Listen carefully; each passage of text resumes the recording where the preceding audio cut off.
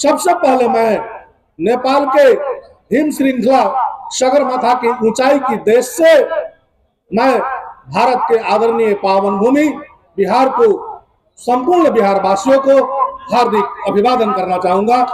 मैं माता जानकी के भूमि से श्री राम को भूमि को मैं नमन करना चाहूंगा। साथियों, जब 5 फरवरी 2023 को एक बिंद बेलदार चेतना दिवस के रूप में हम लोग एक रैली करेंगे गांधी मैदान में, माननीय जी आप आइएगा कहकर गणेश जी मुझे निमंत्रणा पत्र पठाए। मैं खुशी से गदगद हो गए। एक कहावत है हमारे समाज में, जे गंगा के स्नान और समाज के बीच के जाकर वहां का स्नान दोनों बड़ा महा पुण्य की चीज होती है। तो आज मुझे बड़ा सौभाग्य मिला, वह दोनों सौभाग्य आज मुझे प्राप्त हुआ। सुबह गंगा स्नान किए और शाम को अपने समाज के बीच में मैं बड़ा कुशलता से स्नान कर रहा हूं। मैं हार्दिक अभिवादन करना चाह रहा हूं, नमन करना चाह रहा हूं। 75 साल के आजादी हुई ये भारत के भूमि के जो हमारे आदरणीय पूर्वज, आदरणीय व्यक्तित्व लोग, डॉक्टर भीमराव अंबेडकर राष्ट्रमाता के रूप में दर्ज दी गई, माता सावित्रीबाई फुले, ज्योतिबा फुले, इन सबको मैं हार्दिक नमन करना चाहूंगा। हमारे समाज के वीरांगना फूलन देवी को मैं हार्दिक अभिवादन करना चाहूंगा, हार्दिक नमन करना चाहूंगा। इस भारत को आजाद करने में, अंग्रेज को यहाँ से भगाने में हजारों हजार जो महान अमर शहीद इस धरती में हुए हैं, उन सबको मैं हार्दिक नमन करना चाहूंगा, हार्दिक अभिवादन करना चाहूंगा।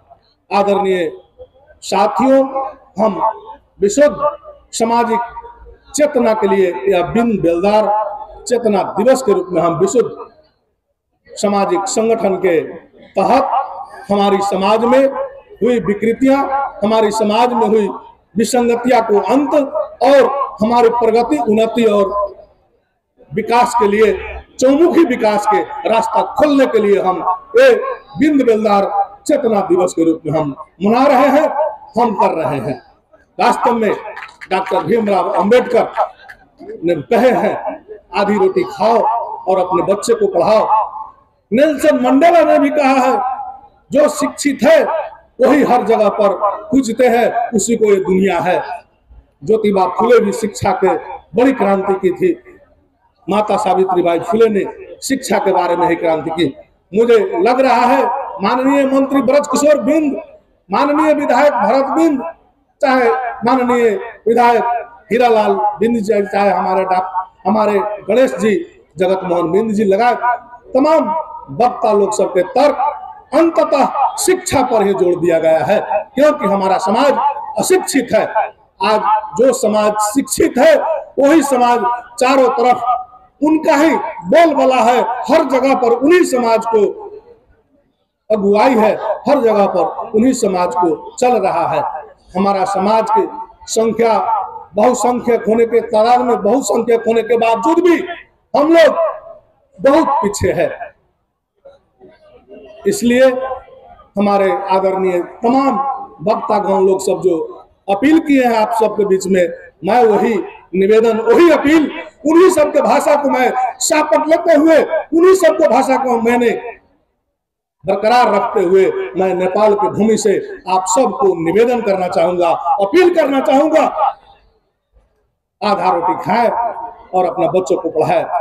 शिक्षा वह शेर है, शिक्षा वह शेर है जो पीता है, जो अध्ययन करता है वही दहाड़ता है, जो अध्ययन से पीछे रहता है उसको कुछ नहीं मिलता है।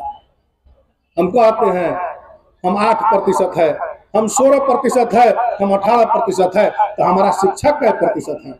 हम बहस वहां पर शुरू करें, हम वहां से शुरू करेंगे, हमारा शिक्षा क्या प्रतिशत है? वास्तव में शिक्षा मानव जातियों के लिए नैसर्गिक अधिकार है।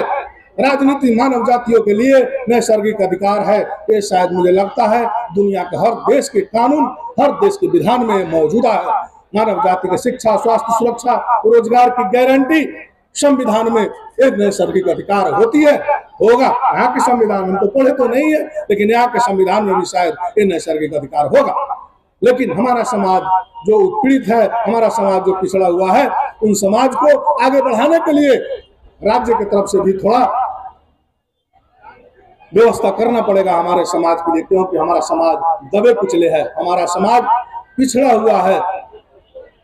आदरणीय साथियों, सब हम सबसे आग्रह एवं निवेदन करने आए हैं, आप सबसे अपील करने आए हैं। हम विशेष जोर शिक्षा पर देंगे, क्योंकि न तो ये कोई राजनीति पार्टी है, न हम कोई राजनीति नेता बनकर आए हैं। हम तो एक समाज के दूत, हम आप सबको सिपाही, हम आप सबके एक सिपाही बनकर आए हैं। हम आप सबसे सीखने आए हैं, क्योंकि यह भारत वह भूमि है, भारत वह भूमि है सिंधु घाटी के सभ्यता के निर्माता, और सिंधु घाटी से सिंधु सभ्यता के निर्माता करने वाला, उसमें भी निर्माण करता मुख्य जाति के रूप में हमारा जाति है कहकर के हम इतिहास देखते हैं। इसीलिए यहाँ से ही हर जगह पर गया हुआ है। मुझे तो लगता है हम दूसरे देश में, दूसरे देश की भी बात होता होगा मन में, दूसरे देश से आए हैं। मुझे नहीं लगता है कि हम दूसरे देश से आए हैं, क्योंकि भारत को और नेपाल को संबंध जो है बेटी रोटी की संबंध है, खून की रिश्ता की संबंध है। भारत और नेपाल की संबंध तो वह संबंध है सतयुग, त्रेता, द्वापर, हर युग से है। त्रेता में सीता और राम के विवाह से वहां से संबंध शुरू होता है हमारा संबंध तो केवल कूटनैतिक संबंध नहीं है, हमारा संबंध तो केवल राजनीतिक व्यापारिक संबंध नहीं है, हमारा संबंध तो बेटी रोटी का संबंध है, हमारा संबंध तो अपनत्व का संबंध है। हम नेपाल के जनता को भारत के तमाम जनता से संबंध है। आप लोग देखते होइएगा बॉर्डर के साइड में इधर के बेटी के शादी उधर होता है, उधर के बेटी इधर आता है। इसीलिए हम कहें हम लोग को संबंध बहुत गहरा संबंध है, आज से वो संबंध नहीं है। और देश से और भारत से हमारे देश के संबंध वैसा नहीं है। हमारा देश के संबंध और भारत के साथ के संबंध जो बहुत पवित्र संबंध है, बहुत गहरा संबंध है। इस संबंध के बारे में कभी काल यूट्यूब से देखते हैं, बड़े बड़े विद्वान लोग से, बड़े बड़े एमपी मंत्री लोग से यहाँ के रखते हैं जो नेपाल के संबंध और हम लोगों के देश के संबंध पवित्र संबंध है कहकर के। इसलिए मैं थोड़ा इस विषय पर भी हम उजागर करना चाहूँ। आदरणीय साथियों, समय भी अब बेड़ डूबने को जा रहा है। आप लोग भी बहुत दूर से आए होंगे, मुझे लगता है बहुत सारे लोग चले गए। मैं जस्ट और थोड़ा ही बात ये रखूंगा कि हम मानव समाज है, मानव जाति है, मानव जाति सचेत प्राणी होती है, मानव जाति राजनीति प्राणी होती है, मानव जाति सचेत प्राणी होती है। हमारा कहाँ कहाँ नहीं पूगा, हमारा कहाँ कहाँ नहीं जुट रहा है, उस समय खोजे। सब में भी मुख्यतः शिक्षा है।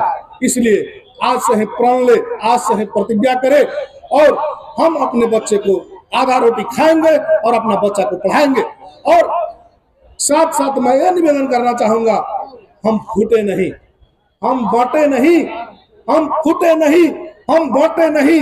अगर हम फूटेंगे बांटेंगे तो हम शायद जो हमारा उद्देश्य है वो उद्देश्य हम पूरा नहीं कर पाएंगे, उद्देश्य हमारा पूर्ण नहीं हो पाएगी। इसलिए मैं आप सबसे जोरदार रूप से निवेदन में अपील करना चाहेंगे कि हमारे समाज के, हमारे समुदाय के जितने उपजातियां हैं, जितने उपनाम में विभक्त हुए हैं, हम सबसे सद्भाव रखें, सबसे एकता कायम करें, सबको एकजुटता में ले जाए, एक धारा में ले जाए, एक जगह पर ले चले। तभी कहीं हमारा अधिकार सुनिश्चित होगा, तभी कहीं हम सम्मानित होंगे, वो तभी कहीं हमारा हर एक चीज पूरा होगा। यही अपील, यही निवेदन के साथ मैं आप सबसे विदा होना चाह रहा हूँ। जय भारत, जय भीम, जय नेपाल, जय निषाद।